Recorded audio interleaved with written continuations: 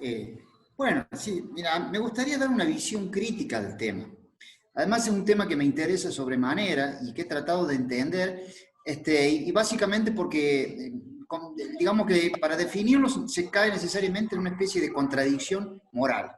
¿Por qué? Digamos, si yo tuviera que definir con un solo término a las guerrillas latinoamericanas del siglo XX, en especial las que vinieron después, digamos, de Che Guevara, de los 60 y los 70, yo los definiría con el concepto de trágico, digamos. Fue un hecho trágico. Trágico en el sentido hegeliano del término, es decir, no de lucha de lo justo contra lo injusto, sino de lo justo contra lo justo. ¿Por qué?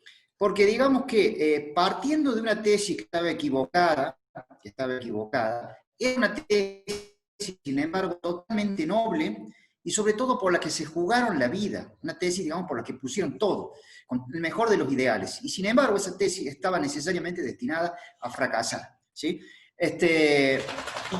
Por otro lado, quiero hacer una digresión. En el momento en que, digamos, me pongo a criticar a las guerrillas de América Latina, evidentemente que siento un poco de vergüenza, digamos, hay que tener un poco de respeto, porque lo que la izquierda, digamos, en los errores que cometió en América Latina dejó muertos, ¿sí? A diferencia de la derecha, digamos, que tiene héroes, la izquierda tiene mártires en los errores que ha cometido, ¿sí? Entonces, digamos, yo quisiera, por ejemplo, para ilustrar esto que estoy describiendo, digamos que se trató de una situación trágica en el sentido de que partían de una tesis que no era, estaba destinada a fracasar, ¿sí? Pero al mismo tiempo era muy noble, era necesaria, y se jugaron la vida por esa tesis, ¿sí? Partiendo de eso quisiera ilustrarlo, digamos, con el ejemplo, por ejemplo, del Che Guevara. ¿Por qué digo Che Guevara? Porque es como el arquetipo del guerrero, el guerrillero latinoamericano, y es también, digamos, el que más influenció al resto de los otros. ¿No? Y cuando digo que esta gente se jugó por un ideal, miren la diferencia, por ejemplo, entre un Che Guevara y un Paz Estensoro, por ejemplo. Y aquí me recuerdo una anécdota del Malcu, en el año 2003, una vez en Tarija lo habían declarado persona no grata. Y lo habían declarado persona no grata porque le había dicho a la hija de Paz Estensoro que era una tonta en Tarija. Entonces cuando la entrevistan le preguntan, ¿por qué la hija de Paz Estensoro es una tonta? Y él la verdad que con una inteligencia, un humor negro exquisito, le dice, porque no sabe nada de historia. Dice. ¿Y por qué no sabe nada de historia? Le pregunta el periodismo. Y porque ella cree que su papá hizo la revolución en Bolivia. Y en realidad, cuando nosotros los indios estábamos haciendo la revolución, su papá estaba escondido en Argentina. Lo que está diciendo en realidad es que fue uno de estos clásicos, digamos, políticos que capitalizó, digamos, la lucha de otros y se la apropió para sí mismo, a diferencia de estas guerrillas latinoamericanas que fueron por sí mismos pusieron el cuero. ¿Ya? Entonces, volviendo a un comienzo, digamos, ¿por qué decimos que es trágico? Fíjense lo que es la vida de Che Guevara. Era un chico recién salido de la universidad de clase media alta. Nunca había militado en política. ¿Sí? Un gran lector, yo creo que él fue siempre un literato, básicamente, pero un literato de novelas de aventuras y de poesía, ¿sí? Hay dos personajes a los que el Che Guevara recuerda, siempre, hace recordar siempre. Uno es Cristo, evidentemente por la clase de muerte crística que tuvo, y otro es el Quijote, y no solamente, digamos, al Quijote por el hecho de enfrentarse contra los poderosos, contra los malos, sin medir las consecuencias, sino también porque sabe que llega, digamos, a convertirse en lo que fue, en un justiciero, a partir de la literatura. Pero como digo, no de la literatura marxista, no de la literatura de textos de economía política, sino a partir de los textos digamos, de las novelas de aventuras y de la poesía. Es decir, es alguien desaforado, básicamente, digamos, con un espíritu de poeta, que sale a la aventura y llega, digamos, a donde llega, en busca de un sentido. Es decir, estamos en los años 50, ¿no es cierto? El primer viaje que hace de mochilero lo hace a Bolivia. Bolivia lo deja totalmente choqueado, porque la diferencia que había en esa época entre Argentina y Bolivia era abismal. Bolivia estaba muy atrasada, Argentina se había enriquecido después de la Segunda Guerra Mundial, era de hecho la 10ª economía del mundo, y era tan grande la diferencia de tecnología, de economía, de desarrollo, de nivel de vida que había, que era más o menos como cruzar de un país de Europa a un país como Nepal. Entonces, él como que realmente descubre qué es realmente América Latina, lo indígena, lo autóctono, porque Argentina no lo era, un país de inmigrantes, o sea, lo era, sí, pero no en el sentido de que lo puede ser un país como Bolivia, como Guatemala o como Ecuador, ¿sí? Más donde uno puede ver las raíces de América Latina, ¿sí? Y a partir de ahí, digamos, empieza a cambiar. Pero, digamos, al poco tiempo, a los 2 años más o menos de viajar, se topa con Fidel Castro en México. Se topa por casualidad. Él está viajando en busca de un sentido. Decimos que estamos en los años 50. Los años 50 la época de los beatniks, es la antesala de los hippies, del movimiento hippie. ¿Qué ocurría en América Latina, concretamente? Había una lucha ideológica fuerte que una década después se va a convertir en una lucha material. Esta lucha ideológica fuerte era contra lo que se denominaba el imperialismo yanqui, ¿sí? ¿Por qué decimos imperialismo y no colonialismo? Si hacía muy poco que había acabado, digamos, el colonialismo, estaba en el boom el colonialismo, ¿no? Digamos, al final de la Segunda Guerra Mundial. Y porque justamente Lenin había escrito un libro muy influyente que se llamaba El imperialismo, etapa superior del colonialismo, donde, digamos, hace una diferenciación muy importante. O sea, el colonialismo es una categoría donde el país que coloniza lo invade físicamente al país colonizado. Por ejemplo, cuando España llega a América, cuando los franceses ingresan a Argelia, o ahora de nuevo, cuando Estados Unidos vuelve a invadir físicamente Irak, después de 70 años de que se había frenado ese tipo de conquista. En cambio, el imperialismo, digamos, es la nueva forma de colonización, de neocolonialismo, que consiste en que el país colonialista, digamos, lo domina económicamente, digamos, por medio, digamos, del capital financiero al país colonizado. ¿Sí? Entonces, esta es la diferencia que había, que hizo Lenin y que estaba, digamos, muy en auge en América Latina. Pero Che Guevara en realidad no tenía una formación teórica en textos de marxismo ni de economía política, decía. De hecho, cuando había estado en la universidad, no hubo ningún antecedente de que hubiera militado antes que eso. ¿Sí? Él se encuentra con Fidel Castro de casualidad y se engancha, digamos, para ir a hacer la revolución en Cuba. Fidel Castro ya había estado, ya había participado del asalto del cuartel Moncada. ¿Qué ocurría en Cuba en ese momento? Había una dictadura grotesca, había un dictador impresentable, que era el sargento Fulgencio Batista. Era, digamos, un tipo ignorante, un tipo bruto, un tipo muy poco diplomático, incluso no tenía ni siquiera el apoyo de Estados Unidos, por lo impresentable que era. Su ejército era corrupto, era un ejército débil. Fidel Castro ya había hablado incluso con los campesinos en Cuba. Esto es muy importante, este punto, ¿no? O sea, él ya había, digamos, ya tenía una legitimidad antes de llegar. Tenía incluso bases logísticas en México, en Venezuela.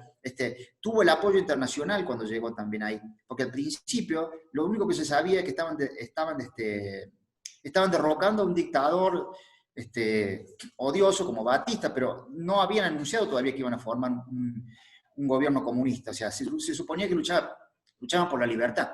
Entonces, digamos, hubo hasta publicaciones, digamos, de los países capitalistas como Paris Match, como el New York Times, como la revista Life, que les hicieron entrevistas haciéndolo quedar de una forma muy romántica, digamos, los guerrilleros, como si fueran los Robin Hood de la Sierra Maestra, ¿no? Entonces, bueno, hacen la revolución. Fue una cosa hermosa, fue una maravilla. Cuando uno ve los documentales, realmente se emociona. Llegan los barbudos, todos sucios, con las armas, así. O sea, algo más romántico que eso, no sé qué pueden encontrar. ¿Quién no se va a emocionar al ver eso, no? Bueno, pero lo que no se tenía en cuenta es que la situación de Cuba era excepcional, no era la del resto de los países latinoamericanos, ¿sí? Es decir, las fuerzas represoras de un país como Cuba no eran ni remotamente las mismas que podía haber en un país como Argentina, por ejemplo, como Chile o como Uruguay. Es decir, eran mucho, pero mucho más débiles, ¿sí? Y además, como digo, contaban con el apoyo de los campesinos. Entonces, por esa época Che Guevara redacta un opúsculo que lo publican en Cuba que se llamaba La Revolución Cubana, excepcionalidad histórica o vanguardia en las guerrillas de América Latina. Bueno, y él, digamos, lo que va a plantear ahí es que efectivamente la Revolución Cubana es exportable, es decir, no es solamente una excepcionalidad de Cuba, sino que se puede llevar a cabo en otros lugares. Entonces, fíjense que el Erich Hobsbawm, que está considerado el máximo historiador del marxismo, en su libro más famoso, que es Historia del siglo XX, dice lo siguiente. Dice, las guerrillas de América Latina cometieron un error garrafal, Y ese error consiste justamente en no haber pensado que el resto de los estados de América Latina eran tan débiles como el estado cubano al que se enfrentaron, digamos, Fidel Castro, al que se enfrentaron el Che Guevara y su grupo, ¿no? Fidel Castro. Bueno, decía de Fidel Castro, otro elemento muy importante es que, por ejemplo, el Che Guevara no tenía nada que ver con una persona como Fidel Castro, ¿sí? No solamente eran diferentes, sino que eran antitéticos, ¿sí?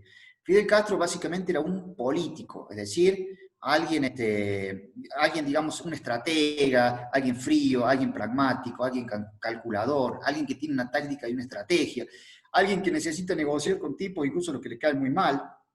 Fíjense, hay una definición muy buena de Perón, muy gráfica, cuando habla del animal político, para que vean la diferencia entre el Fidel Castro y el Che Guevara. La definición que da Perón era la de él mismo, que era una persona de un pragmatismo brutal. Dice así, a muchos les quiero dar un abrazo, perdón, a muchos les quiero dar una patada en el culo y sin embargo les doy un abrazo. Dice, ¿no? Con lo que está diciendo, digamos, la diferencia, ¿a ustedes les parece que el Che Guevara era una persona de este tipo? O sea, el Che Guevara era frontal, era un romántico, era un desbocado, digamos. O sea, no se hubiera, jamás se hubiera rebajado a transar con alguien, digamos, que le caía mal, definitivamente, ¿no? Entonces, ¿qué hace? Decide irse, llevar la revolución a otro lado. El primer lugar donde se va es al Congo, y en el Congo se encuentra con un caos, no se entienden con la gente, no pueden ni siquiera hablar el mismo idioma, no pueden entenderse lo más mínimo, fracasa. Se va, anda un tiempo deambulando por el este de Europa. Entonces, en Praga, que en ese momento era Checoslovaquia o República Checa, conoce a Regis Debray, el famosísimo guerrillero francés, que al mismo tiempo, por si acaso, fue guerrillero, participó en la guerrilla de Bolivia y entró por Tarija, ¿no? Casualmente. Bueno, entonces, Regis Debray tenía una formación teórica bastante interesante ya en esa época, y había escrito un libro que se llamaba La Revolución dentro de la Revolución. En ese libro el Che Guevara encuentra, digamos, el germen de lo que va a ser la única teoría que él realmente va a crear, ¿sí? Que es la teoría del foco guerrillero. Y en realidad ese germen que estaba en Regis Debray ya estaba anterior en otro teórico francés también, digamos, de izquierda, famoso, utópico, que se llamaba Auguste Blanqui, ¿no? Entonces, bueno, decía, digamos, el Che Guevara, digamos, yo creo que de todos los textos que escribió él, lo más interesante son sus páginas descriptivas, donde se puede ver lo que era la vida en la guerrilla desde adentro. Sus páginas teóricas no son gran cosa, porque básicamente son un refrito de otros autores. Él no tuvo ni el tiempo, ni la paciencia, ni la disposición, digamos, para ponerse a investigar como investigaron otros, porque la producción teórica requiere tiempo y paciencia, ¿no? Entonces, esta es la única teoría que él crea, que es la teoría del foco revolucionario, que en realidad es una teoría, digamos, a partir de la cual se hizo toda la guerrilla en América Latina, que fracasó, evidentemente, y que en realidad es absolutamente antimarxista. ¿Qué dice la teoría del foco revolucionario? Dice que en realidad, digamos, la vanguardia de la revolución está de parte de un grupo de iluminados, digamos, de guerrilleros que llegan a un lugar, generan una revuelta y mediante su ejemplo, digamos, mediante su ejemplo carismático, mediante su valor, digamos, mediante sus hazañas ejemplarizadoras, arrastran al resto, digamos, de la masa campesina explotada, ¿sí? Es decir, Marx decía todo lo contrario. La vanguardia, digamos, de la revolución es el proletariado. Es decir, la unión de la filosofía y del proletariado, ¿sí? Es lo que da la fuerza para hacer la revolución. Y hay una frase literal del Capital donde dice, la filosofía cuando se encuentra con el proletariado se convierte en fuerza material. Entonces, a ver si se entiende. Están los intelectuales, ¿no es cierto? Los que hacen concientizar, o sea, se necesita un aparato ideológico, se necesita un trabajo, digamos, de difusión ideológica, de difusión mediática, de concientización de la sociedad. Cuando la masa campesina está segura de lo que quiere, está unida, está, digamos, acorde a esta ideología que transmite la filosofía, ahí está el momento, digamos, para hacer la revolución. Lo que plantea, en cambio, la teoría del foco revolucionario es todo lo contrario. Digamos que hay un grupo de 8 o 10 tipos autodesignados que están seguros, digamos, de cómo funciona la historia, conocen las leyes de funcionamiento de la historia, digamos, y que llegan a un lugar a liberar a las masas campesinas y embrutecidas, digamos, en nombre de las masas campesinas, pero sin las masas campesinas, porque están por encima de ellas, e incluso en algunos casos han estado incluso en contra de las masas campesinas, ¿sí? Entonces, llegan a hacer la revolución en un lugar, pero ¿qué pasaba? Por ejemplo, cuando llega el Che Guevara a Bolivia, no conocía realmente la realidad a la que estaba llegando, por eso los campesinos, en lugar de apoyarlo, lo terminan incluso traicionando y delatando, ¿no? Por ejemplo, no conocen, no se ponen a estudiar, digamos, cuál es la relación entre las clases sociales, cuál es el grado de desarrollo económico que tiene esa sociedad, cuál es la situación económica particular de los campesinos. Por ejemplo, en el caso de Bolivia, hacía muy poco tiempo que se había hecho la reforma agraria. Entonces, el campesino boliviano estaba más interesado en mantener su parcela de tierra, ¿sí?, que en la colectivización, digamos, de la tierra nacional. Entonces, obviamente, digamos, que iba a chocar así, pero no tenía nada que ver con la realidad local. A ver si se entiende entonces la diferencia. O sea, la teoría esta que plantean es totalmente, totalmente antimarxista, ¿sí? Es antimarxista. ¿Qué es lo que logra, digamos, digamos, el guerrillero al hacer esto? O sea, lo hace con todo el valor, con toda la buena intención, tratando de dar el ejemplo, pero obviamente los terminan cazando como conejos, ¿sí? Cuando al Che Guevara, antes de venir a Bolivia, le planteaban que se iba a enfrentar a unas fuerzas muy superiores a las que había en Cuba, miren la respuesta que él daba. Él dice, por ejemplo, pero son todos mercenarios. O sea, como están haciendo, no lo hacen por ideología. O sea, está tratando de llevar a cabo una revolución mediante, digamos, el concepto del héroe romántico, mediante el aventurero, digamos, que por sí mismo mediante su ejemplo, va digamos, a movilizar a las masas, que recién lo van a entender ahí cuando lo vean actuar. Esto obviamente estaba destinado necesariamente a fracasar, no podía funcionar de ninguna manera, ¿sí? Bueno, él lo que logra con esto, digamos, es una muerte de mártir, ¿cierto? Lo cual, ¿por qué, digamos, se considera que una muerte de mártir es una muerte interesante? Porque se supone que al morir, digamos, al fracasar físicamente, esa muerte es tan heroica, tan grandiosa, que sin embargo, digamos, termina siendo una especie de victoria sobre la otra, el movimiento que lo ha derrotado a él. Sin embargo, si ustedes ven a lo largo de la historia, se van a dar cuenta que el martirio no es necesariamente una postura que haya vencido una muerte de martirio. O sea, muchas veces, digamos, no es una garantía de verdad, ¿sí? ¿Y por qué volvemos, digamos, al punto de partida? ¿Por qué esto es trágico? ¿Por qué esto es trágico? Porque tenían una tesis que necesariamente debería haber fracasado, o sea, estaba condenada a fracasar. Estaba condenada a fracasar porque los iban a cazar como conejos. Porque con esta teoría del foco revolucionario, miles de jóvenes se lanzaron a hacer la revolución, ¿sí? Pero era obvio que no tenía ninguna posibilidad, ninguna chance de vencer. Y sin embargo, era una tesis, era una idea totalmente noble y además se jugaron la vida por esa idea. En cierto, los guerrilleros, digamos, de América Latina encarnan perfectamente el concepto que desarrollaba Albert Camus del hombre rebelde. ¿Quién es el hombre rebelde? Es aquel que siente como suya las injusticias que padecen los demás. Y eso tiene un valor muy grandioso, ¿sí? Pero al mismo tiempo causó mucho daño, mucho daño. Como digo, es incómodo hablar de esto, ¿no? Porque al mismo tiempo, digamos, era claro, Estados Unidos no iba a permitir la aparición de otro Fidel Castro, ¿sí? En el caso de Cuba, Batista no contaba con el apoyo de Estados Unidos. Y además Fidel Castro ya tenía el apoyo del campesinado, es decir, como en la teoría de Marx, de Karl Marx, ya contaba con esa legitimidad, ya había convencido a la masa campesina, ¿sí? No pasaba lo mismo cuando vino Bolivia, con casi todas las otras guerrillas, incluida la de Teoponte, ¿no es cierto? Es decir, si Estados Unidos no había permitido ni siquiera que apareciera un presidente de izquierda que había ganado las elecciones legítimas, como Salvador Allende en Chile, mucho menos iba a permitir que subiera uno por medio de una guerrilla, ¿ya? Sin embargo, si a esta gente dice, bueno, no nos queda otra que las armas, a tal punto que tomemos el caso de la guerrilla de Teoponte, ¿qué hacen, digamos, la teología de la liberación? O sea, es tan grande la injusticia que ven, es tan grande el abuso, que le terminan diciendo a los campesinos o a los explotados, miren, tomen las armas y defiéndanse, no pongan la otra mejilla, como dice Cristo, no pongan, porque eso no los va a conducir a nada, los va a conducir a que los sigan explotando, ¿sí? Y bueno, y un poco para resumir, digamos, esto, antes de, si quisieran hacerme alguna pregunta, lo que quisiera, digamos, ejemplificar con una sola imagen, por ejemplo, de la guerrilla latinoamericana. Fíjense el Che Guevara cuando está en el diario del Che en Bolivia, que para mí es el libro más interesante suyo, y que además es un documento muy interesante y desgarrador para ver lo que era la vida en la guerrilla, el día a día, de vista desde adentro. O sea, lo que han renegado, los huevos que han puesto, lo que han padecido también, o sea, el esfuerzo que ha sido eso, ¿no? Bueno, y hay una parte donde Che Guevara cuenta que los están cazando como conejos, los tienen cercados, están muertos de hambre, muertos de sed, sucios, tirados en medio de la selva. Y mientras tanto, en los breves descansos que tenían de la guerra, él estaba leyendo La fenomenología del espíritu de Hegel. O sea, un libro de filosofía muy, muy especializado, muy complejo, ¿sí?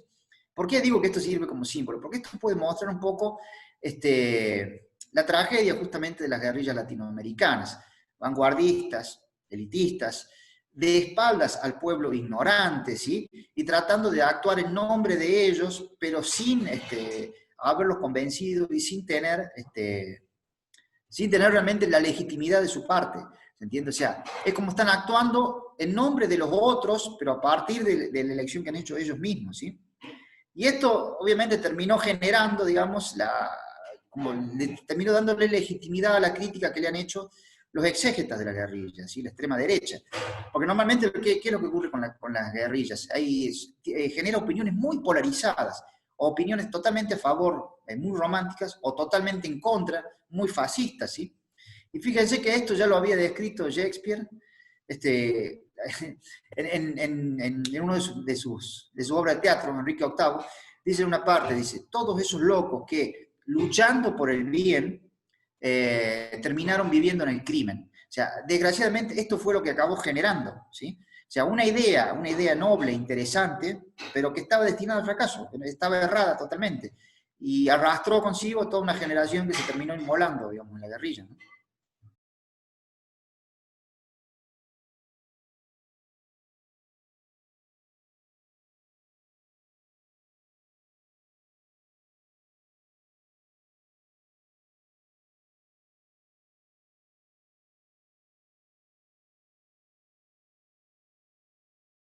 Yo creo que es básicamente una utopía, más como la plantearon ellos. Mira, por ejemplo, ya Hegel lo planteaba como una utopía. Fíjate, la palabra utopía en griego, ¿qué significa? Lugar que no existe.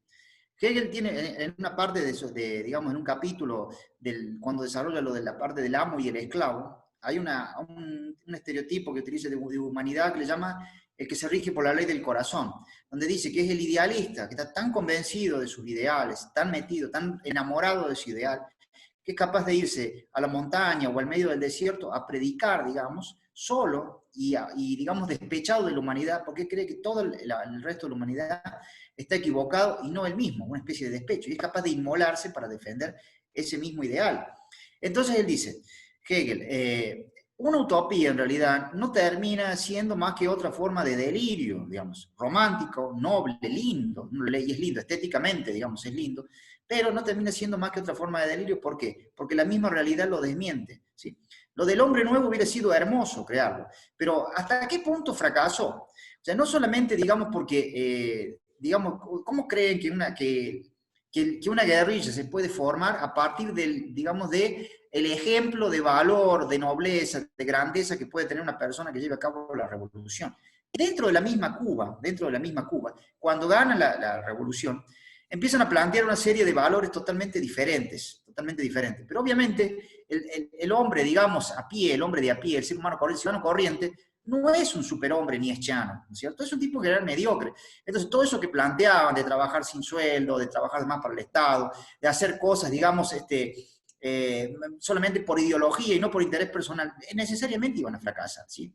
De hecho, a ver, dentro de la guerrilla, si vos te planteas realmente crear una sociedad, digamos, más humana, algo, digamos, de izquierda, tienes que tener una imagen más normal de lo que es el ser humano. Es decir, no puede ser el modelo de la humanidad el héroe, el mártir o el santo. ¿Quién tiene que ser el modelo de la humanidad? Tiene que ser el trabajador, el educador, digamos, el investigador, el hombre honesto, el hombre normal, digamos, ¿sí? Que no puedes plantear a un superhombre nietziano, porque la media no es un superhombre nietziano, ¿no es cierto? Tal vez con un trabajo de educación muy a largo plazo, tal vez muy a largo plazo se podría llegar a, digamos, a conseguir, pero con los materiales que tienes a mano ahora no había ninguna posibilidad de crear ese tipo de ser humano, ¿no crees? O sea, para mí era un modelo utópico totalmente, no respondía a la realidad. Perfecto, Franco. ¿Y cómo crees tú que tendría que ser el revolucionario ahora, ¿no? Como persona, como sí, digamos, como sujeto. ¿Tendría que Sí. guiarse por estos valores? Tal vez no. ¿O es algo muy alejado, como dices tú? A ver, yo primero que nada, o sea, yo creo Te lo que digo, yo te lo estoy en digo, contra de la violencia en general, te lo a digo. pesar de que, como Dos decía segundos. Marx, la violencia es la partera de la historia. O sea, creo que la violencia, digamos, la sangre, es lo último que tiene que aparecer en la lucha, digamos, lo último. Tendría que ser, digamos, como en defensa propia, cuando ya no queda ninguna otra salida, ya te cierran todas las puertas y demás. ¿Sí? Siempre tiene que haber otra posibilidad. Este, Miren, escuchaba, por ejemplo, este reportaje grotesco de Murillo, que parece que estuviera loco realmente, porque parece que estuviera loco, y yo creo que lo está un poco. Es decir, qué manera de contradecir todos los principios, digamos, básicos de la política. Fíjate que Napoleón decía que, hay una frase famosa, dice, cuando City es una fortaleza, trata de dejar una puerta abierta al fondo, para dejarles una salida. ¿Sí? Tiene que haber una salida nueva, porque si a vos no te queda otra, es como un animal que está acorralado, vas a terminar defendiéndote, vas a pelear por tu vida, ¿no es cierto? O sea, quieres crear una democracia, tienes que dejar una salida a esta gente, entonces, para que se exprese, ¿ya? Entonces, yo creo que lo que tiene que tener, digamos, un ser humano en la sociedad actual es tener conciencia política, conciencia de clase, luchar, digamos, luchar por sus derechos, ¿sí? Pero tratando de hacerlo por el modo menos violento posible. O sea, lo que está haciendo, yo creo, por ejemplo, digamos, el MAS en este momento, tratar de ganar las elecciones, tratar de no chocar, de no enfrentarse, porque lo que están buscando es que realmente se genere, digamos, un enfrentamiento, ¿no es cierto? Que el MAS, digamos, agarre las armas o alguna cosa de esta. O sea, no tiene que caer en ese juego, tiene que tratar de ir dentro de las reglas de la democracia, que es una farsa, que es una mentira, que es absolutamente limitado, digamos, con método, sí, realmente democrático, pero al mismo tiempo es menos malo que ir a agarrar las armas y enfrentarse por las armas, creo yo. ¿Sí? O sea, tienes que exigir tus derechos de un modo lo más civilizado posible. No sé si respondo a la pregunta esa.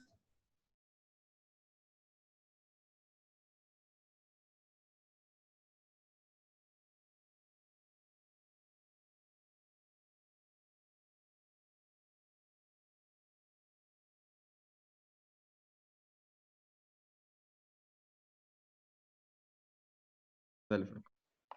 Sí, bueno, obviamente, claro, está claro que el sistema político es una mafia, ¿no es cierto? Ingresas ahí y casi seguro tienes que podrirte, ¿no? Pero bueno, se han dado casos, que es muy difícil, de gente que llega desde fuera de la política. De hecho, el MAS, cuando apareció, digamos, a comienzos del año 2000, 2003, 2004, apareció de una manera totalmente diferente, por fuera, digamos, de la clase política tradicional y planteando otras cosas. Yo creo que tienes que ser una persona consciente, culta, con conciencia de clase y sobre todo con una conciencia social. O sea, vos luchas no solamente por tus derechos, luchas por los derechos en general, digamos, por mejorar la sociedad. Una persona como Mujica, a mí, por ejemplo, me interesa bastante, ¿me entiendes? A ver, ¿cuáles son los verdaderos valores? O sea, y si vos me planteas de qué métodos, yo creo que, digamos, como te digo, los métodos, la guerrilla y demás, los métodos violentos, tienen que ser lo último, tiene que ser el último recurso.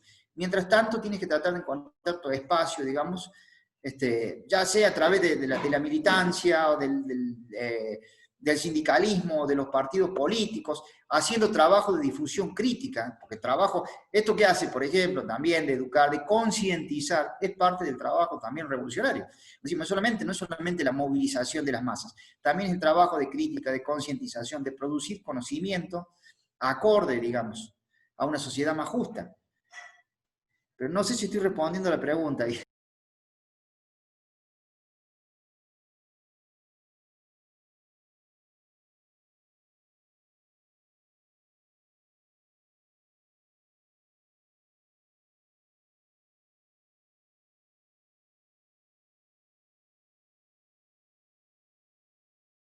Bueno, obviamente somos el patio trasero de Estados Unidos, ¿no? Ellos nos han tomado de esa manera, ¿no? Entonces, ahora lo que hay es una especie de rebrote, digamos, el imperialismo de Estados Unidos hacia América Latina. Se había frenado un poco cuando fueron a tomar, digamos, se concentraron en Asia, ¿no? Tratando de conseguir el petróleo en Asia. Ahora han vuelto hacia América Latina. Lo que ha pasado en Bolivia, evidentemente, viene apoyado desde afuera, viene apoyado desde allá. Se ha llegado a un punto, por ahí ya creo que lo comentamos en el programa, que en realidad, digamos, la democracia, la democracia, digamos, como la conocemos, ya no es compatible con los intereses del capital transnacional. Es decir, si el capitalismo quiere seguir logrando los márgenes de beneficio que lograba antes, tiene que frenar un poco los derechos de la clase trabajadora. Lo que se está haciendo ahora en América Latina, justamente hay un rebrote de neofascismo, hay un ataque total, otra vez, digamos, a todo lo que sea ideología de izquierda. Hace un rato, por ejemplo, cuando estaba hablando de lo trágico que fueron las guerrillas de América Latina, o sea que fracasaron, digamos, porque estaba destinado a fracasar. Pero en realidad no fracasaron totalmente, fracasaron en un sentido relativo, fracasaron en el sentido de que fue un precio demasiado alto, de muchos muertos, de mucho malestar que trajo.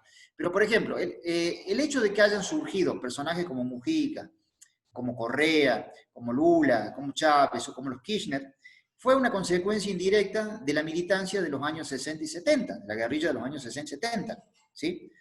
Es decir, si no hubiera habido eso, no hubiera habido estos gobiernos de izquierda. Y esto generó un rebrote otra vez del fascismo de Estados Unidos. Obviamente que estamos bajo la bota de ellos. Pero también hay una buena noticia que tendría para dar, y es que la geopolítica está cambiando totalmente. Ya Estados Unidos está dejando de ser el único país, digamos, no va a haber un mundo unipolar. Ya Rusia lo ha superado claramente a nivel militar, como quedó demostrado en la guerra de Siria. Y China lo ha superado económicamente. Yo creo que son los últimos coletazos, serán 10, 20 años más, y a partir de acá va a haber un mundo más multipolar. Por lo menos, digamos, va a haber unos 3 o 4 ejes, no va a ser lo mismo, no va a ser lo mismo. Y justamente, digamos, por este momento de pérdida, de desesperación, de pérdida de poder que está teniendo Estados Unidos, es que se vuelve un imperio tan agresivo y tan psicópata. Yo creo que el hecho de que hayan elegido a un presidente como Donald Trump no es casual, es un resultado y un reflejo justamente de esta pérdida de poder, de esta desesperación, de estos manotazos de ahogado que están dando para no caerse del todo. Y fíjate ahora lo que va a pasar el año que viene. O sea, Estados Unidos se va a encontrar con un desastre con la pandemia, pero con un desastre, con una descomunal crisis económica, y con, como te digo, con los otros dos polos, como Rusia y China, más fortalecidos todavía, o sea, tienen mucho más para perder, ¿sí? Pero yo creo que es eso, o sea, nosotros en realidad somos víctimas de Estados Unidos, ¿sí? No se le puede echar toda la culpa, no se le puede echar toda la culpa como la teoría de la dependencia, porque si no hubiera dentro de los países de América Latina una clase alta, digamos que es la quinta columna del imperialismo, aquí adentro, ¿sí? Que es aliada del imperialismo, ¿sí? Si no hubiera, digamos, dirigentes políticos como los que pusieron ahora, los golpistas que hay ahora, o como los que hay en Tarija, efectivamente, ¿sí? Si esta gente no fuera aliada, digamos, del capital internacional, detrimento, digamos, de la población local, no pasaría lo que pasa. Pero en cierto modo, sí, somos una víctima del imperialismo también, sí.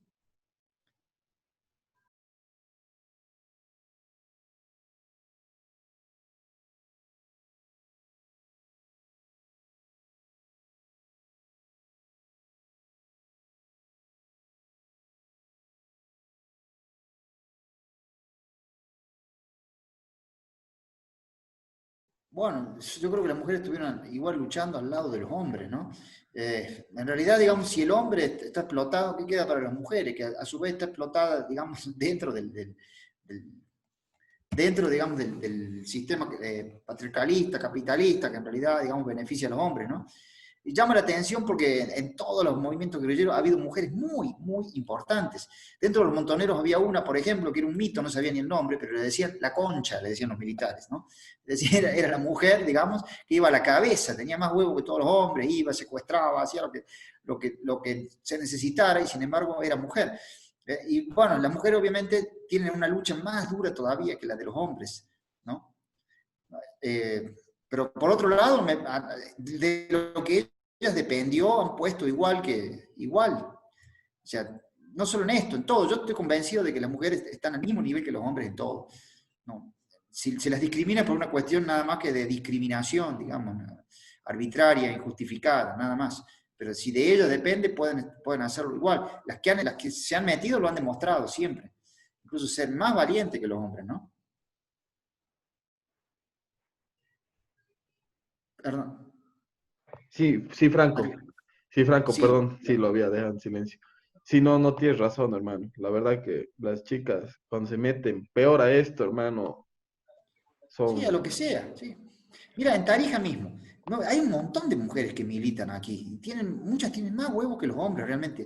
A mí me llama la atención con la venta de libros, que vendo más libros a mujeres que a hombres, casi ¿Ah, 4 sí? por 1. Me llama la atención. Y además me consta que los leen porque los comentan, opinan, se meten, tiran cosas interesantes. Y hay algunas chicas, hay un par que conozco que son de las cabezas más interesantes que hay en Tarija. Son mujeres, che, de verdad, tienen, o sea, muy, muy informadas, así inteligentes, se meten, o sea, realmente me llama mucho la atención. Qué fregado, mira vos. Yo igual, digamos, las compañeras que tengo, igual, digamos, que son de armas llevar, ¿no? Son minas muy, muy Sí, comprometidas, organizadas, sí. están ahí. A ver,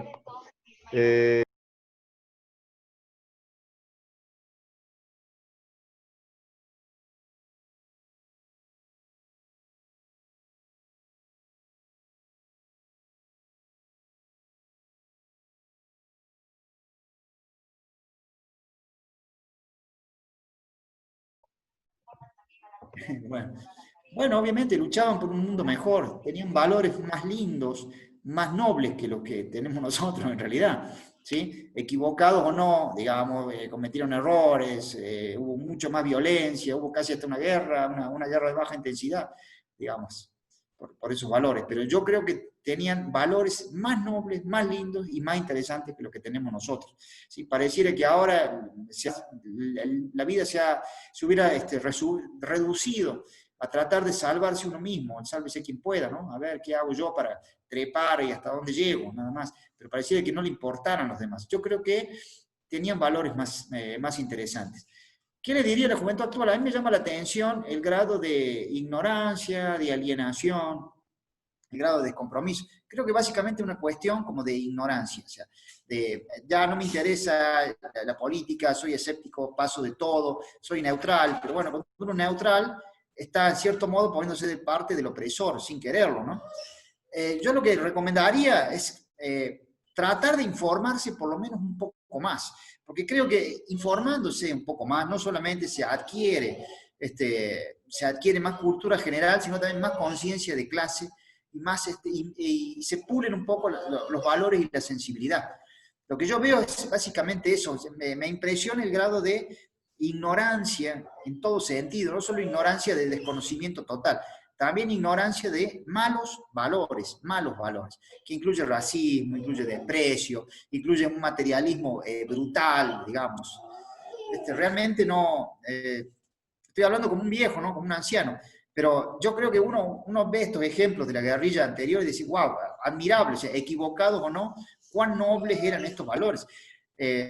Cuando se habla, por ejemplo, de gente como García Linera, que estuvo en la cárcel 5 años, guerrillero, o sea, eso tiene un valor, no pueden decir, este es un terrorista, o sea, tenían unos valores, tenían unos huevos que sería casi imposible de imaginar hoy en día, ¿no? Yo valoro eso y creo justamente que, por desgracia, digámoslo, tienen valores capitalistas. El capitalismo y las dictaduras y demás han terminado triunfando en América Latina. Han modelado a la gente, han creado una sociedad más plástica, más de derecha, más despreciativa, más racista, más arrogante, ¿sí? Y con menos valores sociales. duro, duro, Franco, muy duro. Pero es Lo verdad, ¿no? básico, ¿eh? No, pero es verdad, o sea,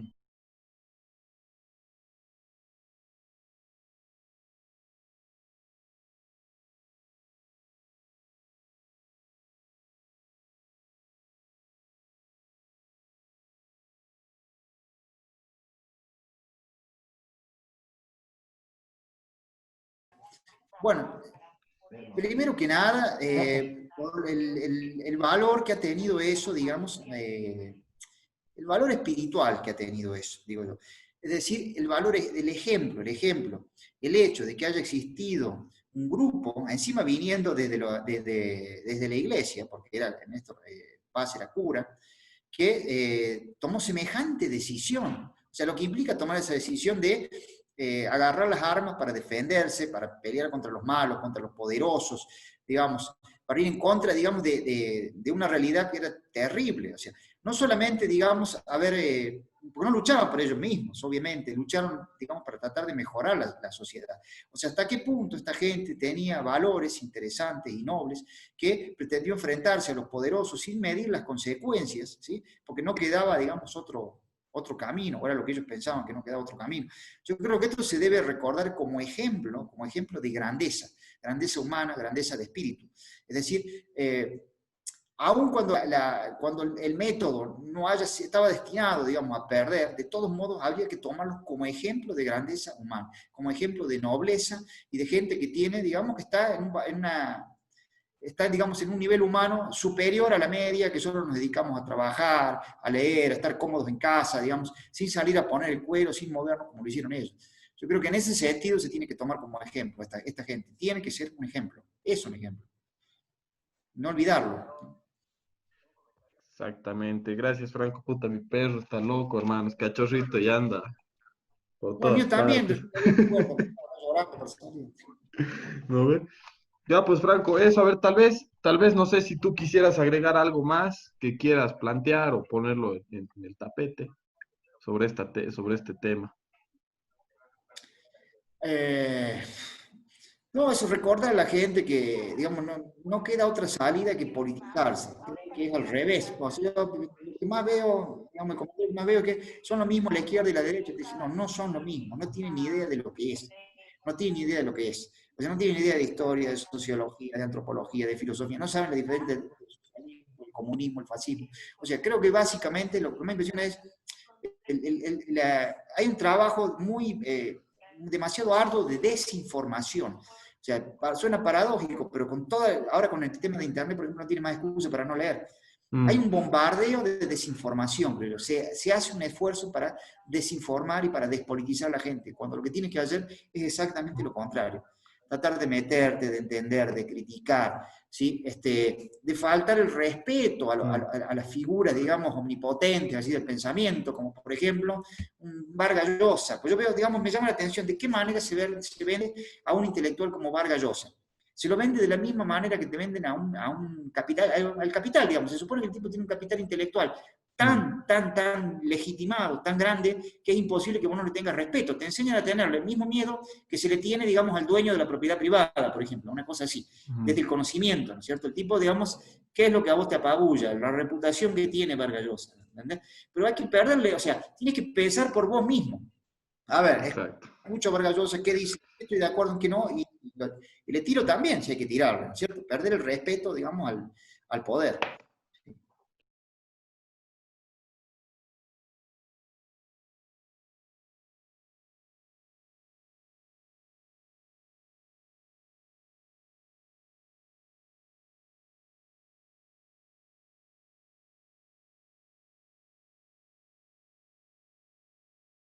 O sea, todo.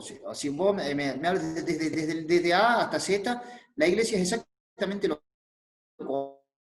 contrario punto por punto de lo que dijo Cristo. O sea, es la negación, es la apoteosis de la negación del pensamiento de Cristo. ¿Sí? Entonces, esta gente de los años 70 lo que hace es ver un abuso tan grande y tan alevoso de poder, digamos, tan alevoso, una explotación tan extraordinaria, y una iglesia tan rastrera y tan lameculo, digamos, del poder, que deciden ponerse en contra de la iglesia. O sea, lo que hace es como tratar de volver a los orígenes. O sea, hay un grupo que aparece en los años 60, en los años 70, que es esto la teología de la liberación, que lo que hace es enfrentarse en realidad a la iglesia oficial. Pues yo me pongo del lado de los pobres y voy a volver, digamos, a la base, a lo que dijo Cristo. Que en realidad si fuéramos coherentes, tendría que ser, o sea, ¿quiénes son los coherentes con el cristianismo original? Evidentemente esta gente de la teología de la liberación. ¿Sí? En lo único que no coinciden es en el tema de la violencia. O sea, no poner la otra mejilla, devolverlo. O sea, tienen que defenderse, porque si no se los van a comer crudos, los pasan por encima. Pero el ejemplo que ha dado la iglesia oficial es de haber estado toda la vida, desde sus orígenes, del lado del poder. ¿Sí? O sea, han estado bendiciendo, digamos, a General Franco, a Hitler, a los dictadores de América Latina. En Bolivia exactamente lo mismo. Surgió este grupo de gente que es una especie de, digamos, de rebelión dentro de la Iglesia Católica, que no tiene absolutamente nada que ver con el catolicismo oficial. Yo creo que no debería ni existir catolicismo, que no debería ser oficial, que deberían tirarle así, ser objeto de bullying permanente en la Iglesia Católica, porque es una institución grotesca y dañina. El Papa que hay ahora, evidentemente es complicado describirlo porque en realidad le hace bien a la iglesia como institución tener un papa de esto, le ha mejorado la imagen. Y sin embargo, fíjense que cuando el papa da una opinión más o menos acorde a lo que decía Cristo, la gente se escandaliza porque dicen que hay un papa comunista. ¿Sí? La gente, ¿quiénes son los que más siguen para decir a la iglesia? ¿No es cierto? O sea, el poder se escandaliza. ¿Sí? Básicamente la iglesia que había en los 60 y 70 era una iglesia rebelde, digamos, esa digamos, la teología de la liberación, que lo que hizo es tratar de volver simplemente a las enseñanzas originales de Cristo. Nada más que eso.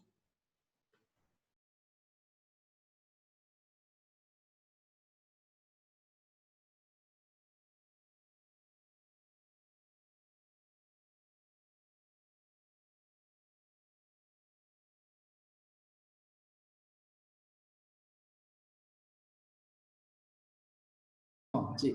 Sin duda, no, para nada. O sea, es la antítesis. Rodrigo Paz es un nenito de papá, un tontito, realmente, o sea, un nene de papá que no ha tenido que luchar por nada, que no ha tenido que esforzarse por nada, que ha recibido en bandeja lo que cosecharon otros. Su papá es un político, para mí es un asco de político, sí, pero al menos, digamos, la luchó, la peleó, hizo cosas, hasta se cayó de un avión, ¿no es cierto?, que se prendió fuego. O sea, no me gusta para nada, transó, pero el tipo por lo menos se ha movido, ha logrado cosas por mérito propio, ha tenido huevos también, ha luchado, trabajado. Rodrigo Paz para mí es un tontín, es un nenito de papá que se encontró con las cosas ahí, que no tiene vago, mediocre, poco inteligente, sin ningún tipo de formación, al que no le interesa absolutamente nada, más que estar ahí, figurar, ganar su dinero, una mano, da un fantoche, ¿no? No existe, realmente Rodrigo Pampa no existe. No hace ni falta que le hagamos bullying también porque ya todo el mundo se lo hace, ya está totalmente desprestigiado, ¿no? Y bueno, Exactamente. Néstor Paz, mirá la diferencia, ¿no? Con Jaime Paz. No sé qué hubiera pasado con Néstor Paz si hubiera seguido vivo, pero el caso de Jaime Paz, que es un personaje, digamos, impresentable de la vieja política, al menos, digamos, hizo mucho, luchó, por lo menos. Tuvo que pelearla, digamos.